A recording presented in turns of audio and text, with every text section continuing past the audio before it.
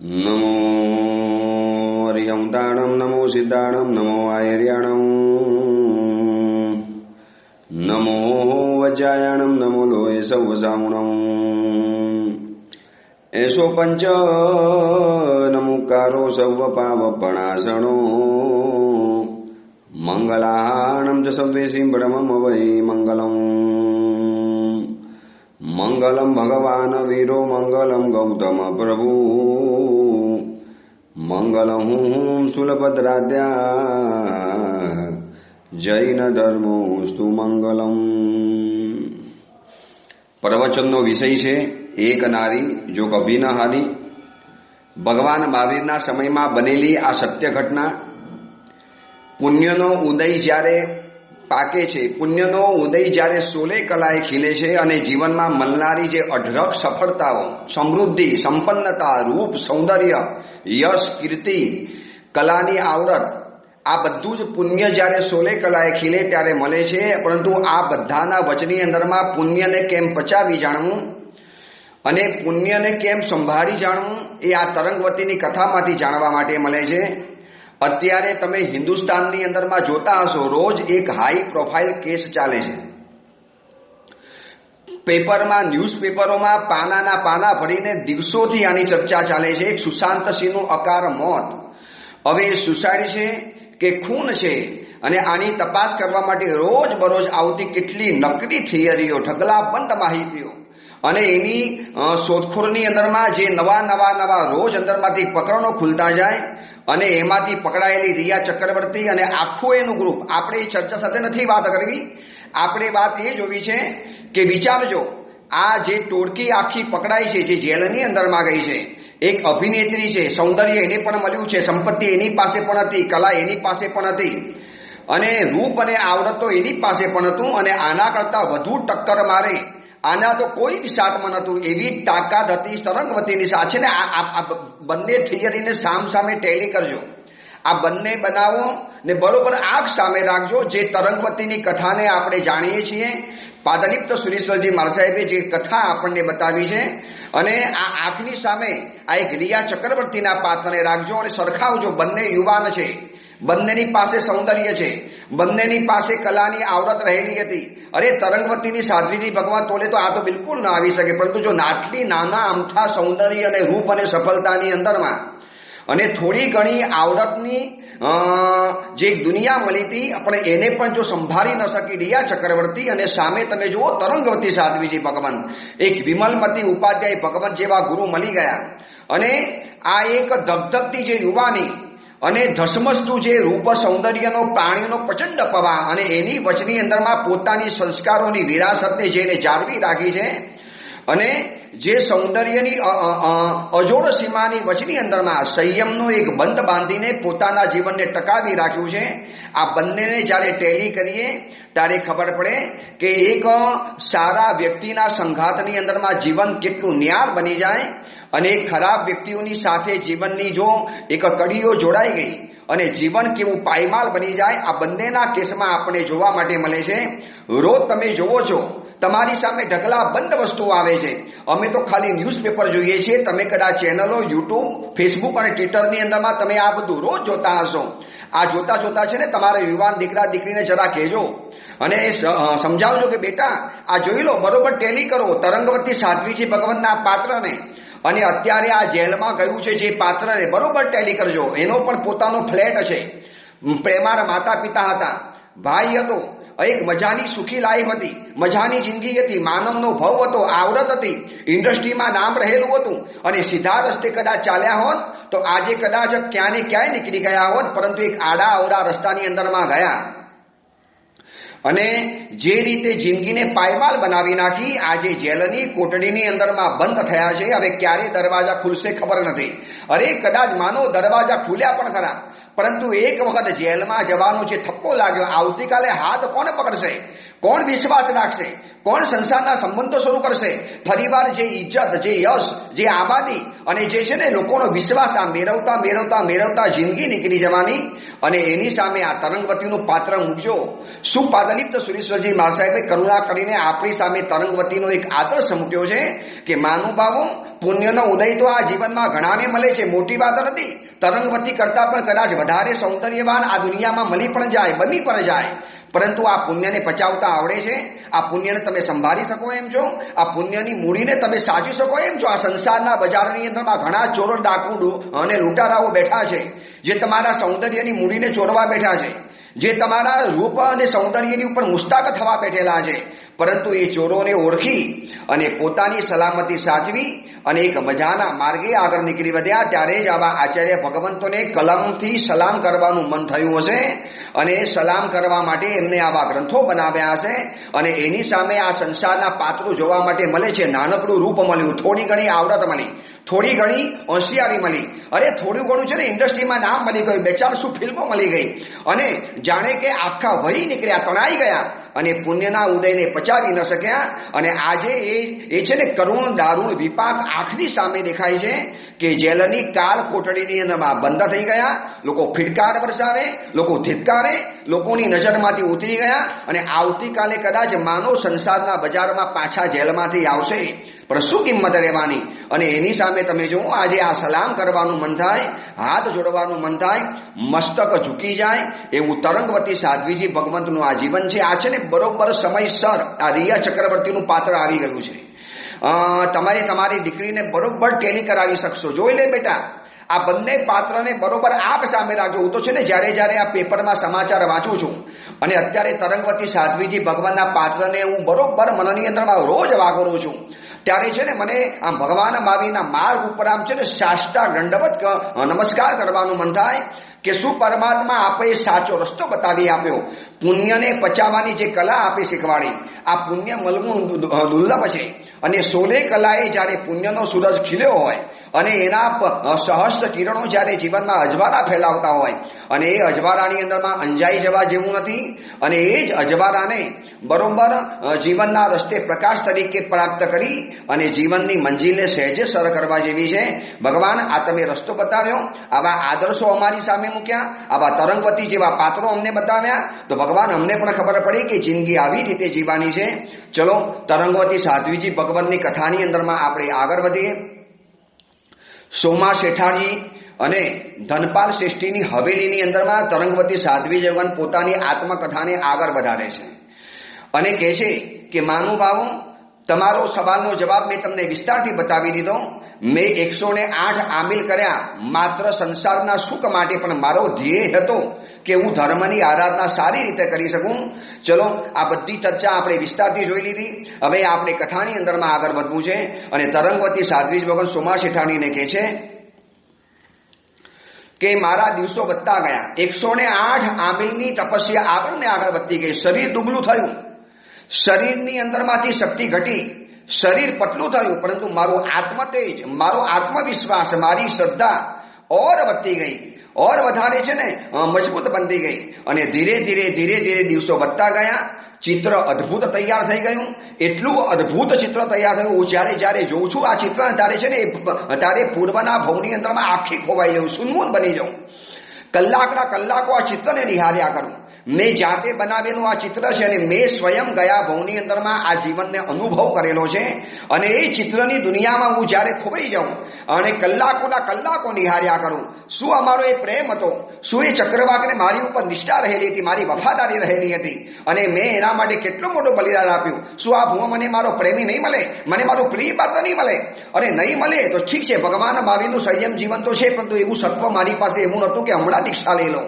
અને એના માટે ઝૂરતી હતી, એના માટે હું જંગતી હતી અને જેના માટે હું દિન રાત એક કરતી હતી. આ 108 આમિલ પણ જેના માટે મેં કરેલા હતા, અત્યારે મારા માટે રાહ જોવા સિવાય બીજો કોઈ જ રસ્તો નહોતો. ધીમે ધીમે દિવસો વધતા ગયા. કમુદી મહોત્સવની તડામાર તૈયારી નગરમાં ચાલતી હતી. દિવસ રાત નગરમાં ચહલ પહલ હતી. આ સુધીમાં કૌમુદી મહોત્સવમાં હું પણ મારા માતા પિતા સાથે ઘણી વાર ગઈ હતી, પરંતુ આ વખતે મેં નથી જવાનું નક્કી કર્યું. આ વખતે જવું પણ નથી, જવાનું મન પણ નથી. પરંતુ સારસિકાની સાથે આખી વ્યવસ્થા મેં ગોઠવાવી લીધી.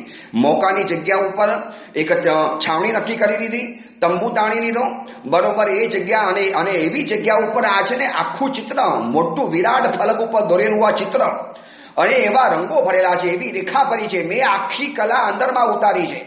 મને જેટલી કલા આવડતી હતી આ બધી જ કલા મેં અંદરમાં નીચોવી દીધી છે. એક એક રેખાઓ મને બોલતી કરી છે. એક એક રંગોને રેખાની પૂરવણી માટે અદ્ભુત ગોઠવ્યા છે. અને જોનારો છે ને એક વખત તો સમજી જાય કે આ કંઈક છે, ચિત્ર રહેલું છે. મને વિશ્વાસ હતો કે મારી જેમ જ આ ચિત્રને જોઈને કોઈક મહાનુભાવ, કોઈ યુવક મૂર્છિત થશે, એને જાતિ સ્મરણ યાદ આવશે. અને સારસિકાને કીધું હતું, સારસિકા બરોબર ધ્યાન રાખજે, લાખો માનવના મેળામણની અંદરમાં કોઈ ચિત્રને નજીકથી જોશે, કોઈ દૂરથી જોશે, અને આ છે ને ટોળાના વચની અંદરમાં, આ ભીડભાડની વચની અંદરમાં, લાખો માનવના જન મેદાનની અંદરમાં કોઈ વ્યક્તિ બેભાન થશે, તને ખબર પણ નહીં પડે. પરંતુ છે ને મને સારસિકા ઉપર અપાર વિશ્વાસ હતો, કારણ કે એટલી બધી ચતુર હતી, એટલી બાહોશ હતી, એટલી ચાલાક હતી, એટલી ચપર હતી. એને ખાલી ઈશારો કરો અને વાત સમજી જાય. હું તો પરમાત્માને કહું છું કે પરમાત્મા મને પુણ્ય હતું તો સારસિકા જેવી આવી પ્રિય અંતરંગ સખી મળી, જાણે કે મારું બીજું હૃદય હતું, બીજું અંતકરણ હતું. મારી બધી જ ઈચ્છાઓ ખાલી ઈશારા માત્રથી સમજી જાય. બધી વાત સમજાવી દીધી. તરંગવતી સાધ્વીજી ભગવાન કહે છે કે સારસિકા મને કહેતી હતી કે સખી તું ચિંતા નહીં કર, તારું દુઃખ એ મારું દુઃખ છે, તારું સુખ એ મારું સુખ છે, તું કોઈ પણ જાતની ચિંતા નહીં કર, આ બધી જ જવાબદારી મારી, હું બધું જ કરી રહીશ.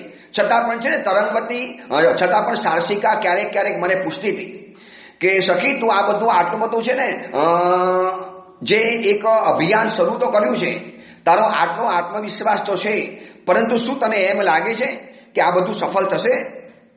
આ કરોડો માનવોના વચનમાંથી શોધવાનું કેવી રીતે? લાખોની મેદની જ્યારે ઉમટશે, માણસોનો છે ને એક દરિયો ઉમટવાનો છે, અને આ બધામાંથી કાયાને શોધવાનો, કેમ શોધવાનો, મારી બધી કોશિશ કરીશ. તે મારી ઉપર જે વિશ્વાસ રાખ્યો છે બધું જ કરીશ, પરંતુ શું તને લાગે છે કે આ અભિયાન સફળ થશે? ત્યારે મેં સારસિકાનો હાથ પકડી અને હું એને ઝરૂખામાં લઈ જતી.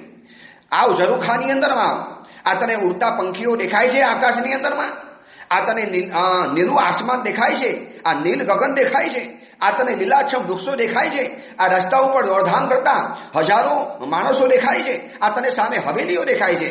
અરે સખી, હું તને પૂછું છું કે અભિયાન સફળ થશે, એમાં આ બધી વાતો ક્યાંથી આવી? હું તને પૂછું એ જવાબ આપ. તને આ બધું દેખાય છે. ઝરૂખામાંથી મેં જાણે એને લીલું આસમાન દેખાડ્યું, પંખીઓ દેખાડ્યા, રસ્તા ઉપરથી માણસો દેખાડ્યા, વિરાટ હવેલીઓ દેખાડી, લીલાછમ વૃક્ષો દેખાડ્યા. તારે મેં કીધું, ત્યારે સારસિકા કહે છે કે અરે સખી પૂછે છે શું, આ બધું આંખની સામે દેખાય છે. બસ તને આ જેટલું સ્પષ્ટ અને સુરેખ દેખાય છે એટલું જ મને આ મારી અભિયાનની સફળતા દેખાય છે. તું કોઈ ચિંતા નહીં કર. મારા આંખોની અંદરમાં જે આત્મવિશ્વાસની લકીર, મારા ચહેરા ઉપર જે ખુમારી, મારું જે આત્મતેજ, મારું જે ગૌરવ, અને આ વાતોને સાંભળે છે સારસિકા ખરેખર ધ્રુજી જતી, હલી જતી, અને કહેતી કે સખી તારી પાસે આટલો આત્મવિશ્વાસ કેમ છે? તું છે ને તું કયા દાવે આટલા આત્મવિશ્વાસથી છે તારા અભિયાનની સફળતાને કહી શકે છે? અભિયાન સફળ થાય બહુ સારી વાત છે. અને સારસિકાને તરંગવતી કહેતા હતા કે હું સારસિકાને કહેતી હતી કે મારા 108 આમેર રંગ લાવશે, મને પાક્કો વિશ્વાસ છે. ઘરની અંદરમાં પિતાજી અને ભાઈઓ અતિ વ્યસ્ત બની ગયા હતા, કારણ કે કૌમુદી મહોત્સવની અંદરમાં મારા પિતાને પણ રાજકીય જવાબદારી વધવાની હતી, મારા 8 ભાઈઓ ઉપર બિઝનેસની જવાબદારી હતી, અને આખું ઘર જાણે કે આમ છે ને ધમાલમાં વ્યસ્ત રહેલું હતું. નગરની અંદરમાં જ્યાં પગ મૂકો ત્યાં ભીડ દેખાતી હતી.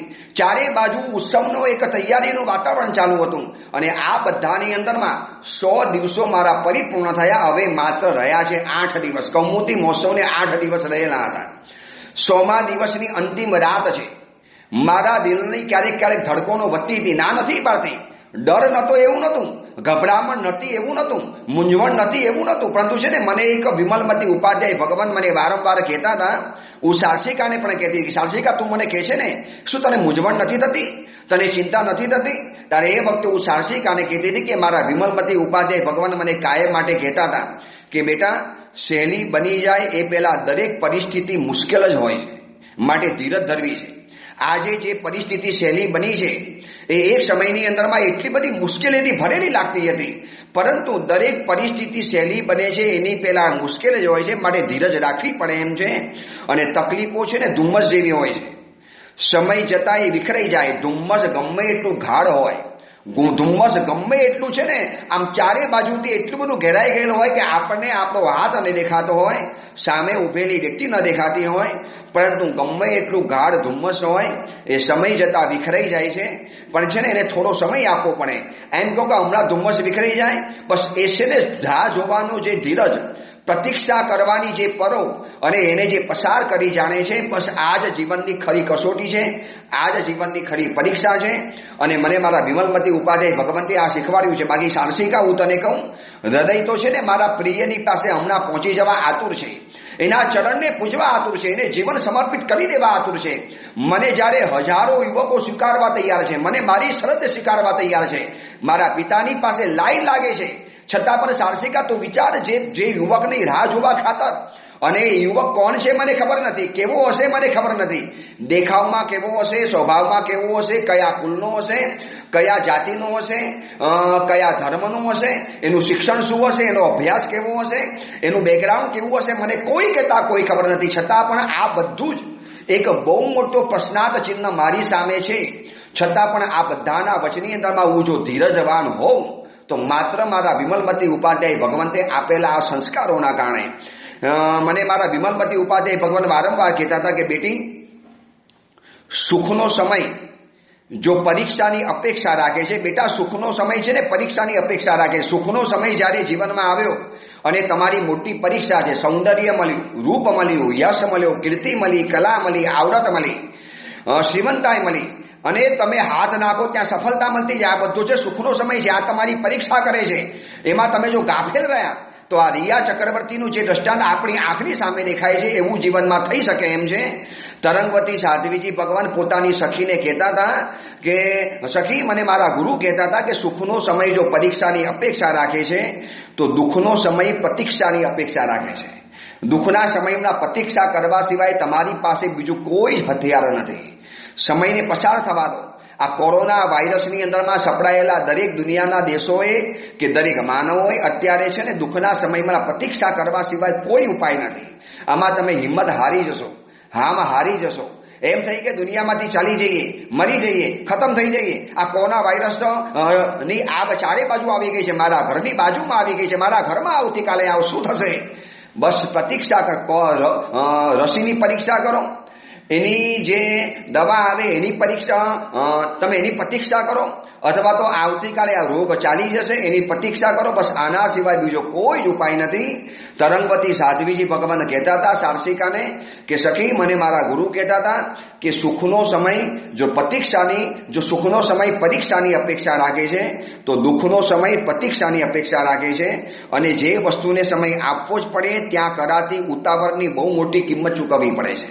હવે અત્યારે મારે આ મારા કિસ્સાની અંદરમાં મારે સમય જ આપવો પડે એમ છે. હવે હું છે ને એટલી બધી ઉતાવળ કરું, અનાપ શનાપ વિચારો કરું, રોવા માંડું અને આર્ત ધ્યાન કરું તો આમાં છે ને મારે ગુમાવવા સિવાય બીજું કોઈ નથી. મળવાનું હશે તો મળશે જ. મને વિશ્વાસ છે મારા ધર્મ ઉપર, મારા પરમાત્મા ઉપર, મારા 108 આમિલ ઉપર, મારા કરેલા તપજપ ઉપર.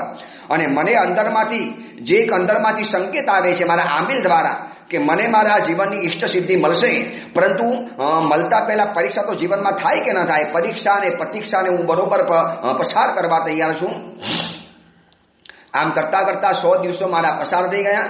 100મા દિવસની અંતિમ રાત, અને એ દિવસે હું સારસિકા, અમે બંને જણા અમારા હવેલીની ટેરેસ ઉપર, હવેલીની અગાસી ઉપર રાતના શયન કરવા ગયા. ચલ સારસિકા, આજે ઉપર સૂવું છે. આવતીકાલની તારી દુનિયા અલગ છે, મારી દુનિયા અલગ છે. આવતીકાલથી કમૂરી મહોત્સવ શરૂ થઈ જવાનો. જો લાખો માનવો જન મેળવવાનું ઉમટી પડ્યું છે, તારી પણ ફરજ આવતીકાલથી જુદી થઈ જવાની, મારી પણ ફરજ જુદી થઈ જવાની છે. તું આવતીકાલથી વ્યસ્ત બનવાની. 8 દિવસ કદાચ આપણે મળી પણ ન શકીએ, તારે 8 દિવસ ત્યાં રહેવાનું. ચાલે આપણે આજે જઈએ અગાસીની અંદરમાં. અને અગાસી ઉપર ગયા અને ખુલ્લી ચાંદની રહેલી હતી. 14 અને સુદ પક્ષના દિવસો ચાલુ રહેલા હતા. ચાંદની રેલાયેલી હતી. મધુર સંગીતના અવાજો દૂર દૂરથી આવતા હતા. આકાશની અંદરમાં અનંત ટમટમતા તારા જાણે કે અમને બંનેને જોઈ રહેલા હતા. ઠંડી હવા વાતી હતી. વાતાયનમાંથી દૂર દૂર સુધી નગરના લોકો દેખાતા હતા. ટેરેસ ઉપર આવ્યા, ચારે બાજુ લાખો માનવો જોવા માટે મળ્યા. નગરના સૈનિકો વ્યવસ્થા કરતા જોવા માટે મળ્યા. રાજમહેલ ઉપર દીપકની રોશનીઓ જોવા માટે મળી. હવેલીઓ ઉપર દીપકની રોશનીઓ થવા માંડેલી હતી. બજારો જે સાંજે બંધ થઈ જાય, આજે બજારો ચાલુ રહેલા હતા. દૂર દૂર સુધી ચહલ પહલ દેખાતી હતી. અને આવા સમયની અંદરમાં સારસિકાના ગોદની અંદરમાં ખોડામાં માથું રાખીને હું સૂઈ ગઈ. બસ સારસિકા, આજે મને આ લાવો લેવા દે. આવતીકાલે તારી દુનિયા અલગ છે, મારી દુનિયા અલગ છે. આ 8 દિવસ મારા માટે અતિ મહત્વના છે, મારા જીવન માટે આ નિર્ણાયક બનવાના છે. 8 દિવસની અંદરમાં જો આ કૌમુદી મહોત્સવમાં આ ચિત્ર દ્વારા મને મારો પ્રિય મળ્યો તો મળ્યો, બાકી મને નથી લાગતું કે એ સિવાય આ પ્રિયને હું શોધી શકું, કારણ કે આ એક જ છેલ્લો ઉપાય છે. બસ આ છેલ્લો દાવ મને રમી દેવા દે. આ મારા જીવનનો જુગાર હું રમી રહેલી છું. માનો આમાં હું જીતી અને મને મારો પ્રિય પાત્ર મળી ગયું તો ઠીક છે, ન મળ્યું તો સખી શું કરીશ તું? ચલો એ પછી વિચારશું. મને મારા વિમલમતી ઉપાધ્યાય ભગવાને જે ધીરજ શીખવાડી છે, બરોબર અત્યારે ધીરજના મારે આ છે ને બરોબર પાઠ અત્યારે મારે જીવનમાં ભજવી બતાવવાના છે. કોઈ ઉતાવળ નથી. બસ ઘણી ઘણી જીવનની વાતો કરી, ઘણી ફિલસૂફીની વાતો કરી, ધર્મ અને કર્મની વાતો કરી, આવતીકાલે કેવી ઉગશે એની વાતો કરી. સારસિકા મને પૂછતી જાય, હું સારસિકાને પૂછતી જાઉં. અમે બંને ભેગા થઈ અને આકાશના તારા પાસેથી જાણે કે સવાલો માંગતા હતા. આમ કરતા કરતા કરતા રાત પૂરી કરી. સવારનો સમય થયો અને આ ઘરની અંદરમાં તો મારા પિતા અને ભાઈઓ તો એટલા બધા વ્યસ્ત બની ગયા હતા કે છે ને એક છુપાવવા માટે નહીં કે ખાનગી રાખવા માટે નહીં, પણ આખું અભિયાન મેં મારા માતા પિતા અને ભાઈઓથી ગુપ્ત એટલા માટે રાખ્યું કે એમની જવાબદારી અત્યારે અલગ છે. બાકી છુપાવવાનું શેના માટે હતું? મારી જિંદગી ખુલ્લી કિતાબ જેવી હતી. પરંતુ અત્યારે એ લોકો એટલા બધા વ્યસ્ત હતા. મને ખબર છે, વર્ષોથી જોતી આવી છું કે કૌમુદી મહોત્સવના 8 દિવસ એટલે કે જાણે કે નગરના પ્રાણ સમાન હતા. હૃદય નગરનો પ્રાણ ધબકતો બની જતો હતો. અને મારા ભાઈઓથી આ અભિયાન ગુપ્ત રાખી સવારના સમયની અંદરમાં 5 દાસીઓની સાથે જે ચિત્રપટ બનાવ્યું હતું, ફલક બનાવ્યો હતો, એને લઈ અને સારસિકા ઘરમાંથી નીકળી. મેં એને ભાવ ભરી વિદાય આપી. મેં એને કંકુનું તિલક કર્યું. મેં એને શ્રીફળથી વધાવી, એને ચોખાથી એને વધાવી. શ્રીફળ એને હાથની અંદરમાં આપ્યું અને કીધું, શિવાસ્તે પંથાનો આદિનાથ ભગવાનનું સ્મરણ કરજે, નમસ્કાર મહામંત્રનો જાપ કરજે. અનંતા સિદ્ધ ભગવંતોની કૃપા આપણી સાથે છે. આપણું દિલ અગર સાપ છે. મેં હરિયન પરમાત્માને કીધું, ભગવાન આ એક તમારી ભક્ત બસ તમારી ઉપર વિશ્વાસ રાખી અને આ જિંદગીનો જુગાર રમવા જઈ રહેલી છે. આ મારું યુદ્ધ છે, મારે એકલીએ લડવાનું છે અને આમાંથી હું જીતી બતાવીશ. ભગવાન તમારા કૃપાના બલે, ભગવાન મને વિશ્વાસ છે. અને મેં મારી સખીને જ્યારે વિદાય કરી, મારી આંખમાંથી 2 આંસુના બુંદ આવી ગયા. અને સારસિકા કે સખી તું રડે છે? તારા જેવી સિંહ શબ્દની સૂચિ, તારી હિંમત, મેં તારી આંખમાંથી આંસુ નથી જોયા, તું અત્યારે રડે છે કેમ? રડું છું એટલા માટે બસ કે 2 આંસુના બુંદ એટલા માટે આવી ગયા છે કે બસ છેવટે હું પણ માનવ છું, છે પણ હું માનવી છું. ગમે એટલું દુઃખ અંદરમાં ધરબી રાખું, મૂંઝવણ નથી એવું નથી કહેતી, ચિંતા નથી એવું નથી કહેતી, છે. પરંતુ બસ એક ધર્મના ભરોસે મેં આ બધી ચિંતાને ધર્મના ખોળે મૂકી દીધી છે. બસ 2 આંસુના બુંદ આવી ગયા. સમજને આ એક સુકન રહેલા છે. બસ મારા આંસુના સુકન લઈને જા. મને વિશ્વાસ છે કે તું સફળતા લઈને આવશે. અને સારસિકા બહુ ભારે પગલે, બહુ આખું માથા ઉપર ચિંતાનો બોજ લઈને જ્યારે વિદાય થઈ, રથમાં બેઠી 5 સખીઓ સાથે વિદાય થઈ અને ચિત્રપટ લઈને જ્યારે નીકળી અને દેખાય ત્યાં સુધી મેં જોયા કર્યું છે. અને જેવી દેખાતી બંધ થઈ ગઈ અને હું સીધી ભાગી મારા આદિનાથ ભગવાનના જીનાલયની અંદરમાં, ગૃહ ચૈત્યની અંદરમાં, મારા બંગલાના, મારા હવેલીના પાછલા ભાગની અંદરમાં બનાવેલું આદિનાથ ભગવાનનું ચૈત્ય મેં તમને પહેલા બતાવેલું હતું. અદ્ભુત જગ્યા હતી. મારા જીવનના બધા જ સંતાપો અહીંયા આવે એટલે ઓગળી જાય. બધી જ ચિંતાઓના ભાર અહીંયા મારા હળવા થઈ જાય. ઉદ્યાનમાંથી જ્યારે પસાર થઈને આદિનાથ ભગવાનની સન્મુખ ગઈ, રોજ સવારના પોરમાં દર્શન કરવા જતી હતી અને આજે પરમાત્માની સામે ભાવ વિભોર બનીને સ્તવના કરી, સ્તુતિ કરી. ભાઈઓ આજે વ્યસ્ત હતા, પિતાજી વ્યસ્ત હતા, માએ બધાની તૈયારીમાં વ્યસ્ત હતી અને હું મારા ભગવાનની ભક્તિની અંદરમાં વ્યસ્ત બની ગઈ હતી. અને આજે કોણ જાણે મારા હૃદયમાંથી એક છાતીમાંથી બંધ ફાટી પડ્યો અને આંખોમાંથી ચોધાર આંસુ નીકળી પડ્યા. પરમાત્મા, આ તમારી સેવિકા તરંગવતી આજે ભગવાન તમારી સામે આંસુ પાડે છે. ભગવાન હું છે ને સંસારનું કોઈ સુખ નથી માંગતી. ભગવાન મને પણ ખબર છે કે ભગવાન મહાવીરનો માર્ગ જરૂરી છે, પરંતુ મારું એવું સત્વ નથી. ભગવાન બસ આ થોડું ઘણું સંસારનું મેં સુખ તમારી પાસે માંગ્યું. ભગવાન મેં તમારી પાસે બીજું આ સુધીમાં કાંઈ નથી માંગ્યું. ભગવાન વગર માગે આપે મને ઘણું ઘણું આપી દીધું છે. આ મારી સારસિકા સખીને મેં આજે રવાના કરી છે. કૌમુદી મહોત્સવ આજથી મંડાવવાનો છે. રોજ સાંજે મને એક સખી દ્વારા સમાચાર મોકલશે, સારસિકા પરમાત્મા મારી પરીક્ષા કરવી એટલી કરજે, કોટી કોટી વાર મારી કરી લે કસોટી. ભગવાન મારી કસોટી કરજે, ના નથી પાડતી. ભગવાન મને આ કસોટીમાંથી બહાર કાઢજે. અને છતાં પણ ભગવાન મારી શ્રદ્ધા તૂટે નહીં. પરમાત્મા તારી ઉપરનો મારો વિશ્વાસ જળવાઈ રહે. બસ ભગવાન એટલું મારું કામ કરજે. બહુ ભાવભરી કાકનુદી કરી. આજ સુધીની અંદરમાં ભગવાન પાસે જેટલું નહીં રડી હોય એટલું આજુ દિલ ખાલી કરી દીધું. બસ પરમાત્મા મારા માટે આ 8 દિવસ બરોબર નિર્ણાયક છે. મારું આવનારું આખું ભવિષ્ય 8 દિવસ ઉપર ટકેલું છે. મારા આવનારા દિવસો કેવા નીકળશે એ 8 દિવસ ઉપર નિર્ધાર છે, આ નિર્ભર રહેલા છે. અને આટલા દિવસોની અંદરમાં હું જોતી હતી કે મારા પિતા ઉપર કેટલો બધો દબાવ થાય. જે દિવસે 108 આબિલની શરૂઆત કરી અને રોજ મારા પિતા ઉપર દબાવ આવે, ગામ ગામથી 60 પુત્રોના માગા આવે, રોજ નવા છે ને લોકોની ભલામણ ચિઠ્ઠીઓ લઈને આવે. પરંતુ મારા પિતા જ્યારે ના પાડે ત્યારે લોકો છે ને તરેની ચર્ચા કરતા હતા. જોયું, દીકરીને જાણે બહુ મોટા ઘરમાં ભરાવાનો હશે, કોઈ ચક્રવર્તીનો છોકરો આવવાનો હશે, અથવા તો બહુ મોટા પૈસા પડાવવાના હશે. આવી કઈક ચર્ચાઓ મારા પિતા માટે થતી હતી. આ જોઈને મને પણ દિલમાં બહુ આઘાત લાગતો હતો. કેમ લોકો સમજતા નહીં હોય કે દીકરી છે અને એનો પિતાજી છે, એની દીકરીને ક્યાં લગ્ન કરવા એની મરજી છે, તમે આટલી બધી ચર્ચા કેમ કરો છો? આ બધા સમાચાર જ્યારે મને સારસિકા આપે કે તરંગવતી કેવી ચર્ચાઓ ચાલે છે, પિતાજીને કેવું સાંભળવું પડે છે. પરંતુ મારા પિતાજી આ કોઈ દુઃખ મારી સામે વ્યક્ત નતા કરતા, કારણ કે મારા પિતાને એમ થતું હતું કે તરંગવતીને શું કામ દુઃખી બનાવવાની. બસ એની સુખ એ મારું સુખ, એની ઈચ્છા એ મારી ઈચ્છા, એની પ્રસન્નતા એ મારી પ્રસન્નતા. આવા પ્રેમાળ પિતાજીને મારા કારણે આટલું સાંભળવું પડતું હતું. પરંતુ છે ને મને એમ થતું બસ આ 108 દિવસ પસાર થઈ જાય એટલે જીવનની અંદર મેં એક સુખનો સૂરજ ઉગવાનો હતો. બસ આ જ આશા સાથે આજથી કૌમુદી મહોત્સવ શરૂઆત કરી. મેં અભિયાન શરૂ કર્યું. મારા 8 ભાઈઓએ પોતાના બિઝનેસની અંદરમાં ગળાડૂબ બની ગયા અને એક દિવસો પસાર થતા ગયા. મને ખબર હતી કે આ મારા માટે પ્રતીક્ષાની કપરી ઘડીઓ છે. જો આમાં ધીરજ હારી જઈશ, હિંમત હારી જઈશ અને પ્રતીક્ષા કરવા માટે હું જો તત્પર નહીં બનું તો મારા વિમલમતી ઉપાધ્યાય ભગવંતે મને શીખવાડેલા જીવનના પાઠ આજે બધા જ નિષ્ફળ જવાના. પણ નહીં, મારે મારા ગુરુને નતા હારવા દેવા, મારે મારા ભગવાનને હરાવા નતા દેવા, મારે મારા ધર્મને હારવા નતો દેવો, મારે મારા 108 હામિલને હારવા નતા દેવા, મારે મારી હિંમતને હારવા નથી દેવી. અને મેં બધાને પડકાર ફેંક્યો કે ભલે મારા જીવન માટે આ નિર્ણાયક છે, મને આમ પરે પ્રતીક્ષા ને. શું થયું? કૌમુદી મહોત્સવ શરૂ થઈ ગયો.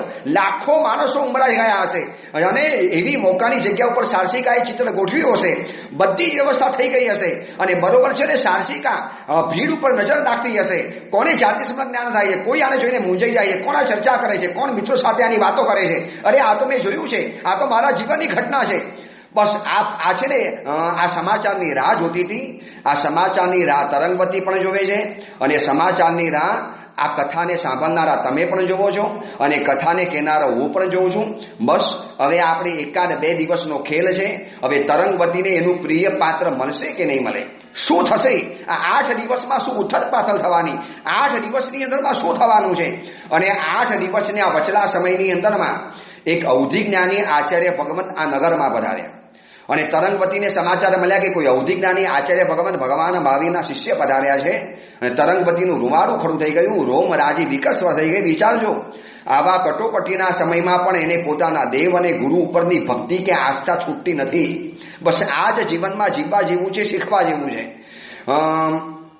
એક નાનકડી સફળતા મળ્યા પછી જેલના સરિયા પાછળ ગોઠવાઈ જવાય એવી લાઈફ વિતાવનારા માણસો આપણી આંખની સામે દેખાય છે.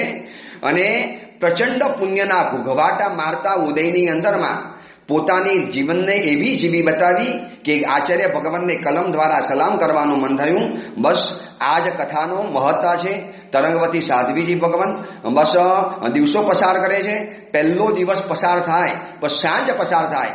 સાંજ પડે અને એક સખી રોજ સમાચાર આપવા માટે આવે એવી ગોઠવણ કરેલી હતી. અને પહેલા દિવસે સખી આવી પણ ખરી, સમાચાર પણ આપ્યા. પણ તરંગવતી કે છે ઉત્સુકતા કરીને શું કામ હતું? આવા દો, શ્વાસ હેઠળ બેસવા દો. અને પૂછે અને કહે છે કે સ્વામીની સારસિકાએ કહેવડાવ્યું છે કે આજે પ્રથમ દિવસ બહુ સરસ પસાર થયો છે અને કોઈ પણ જાતનું આજે કોઈ નિર્ણાયક પર આવી નથી.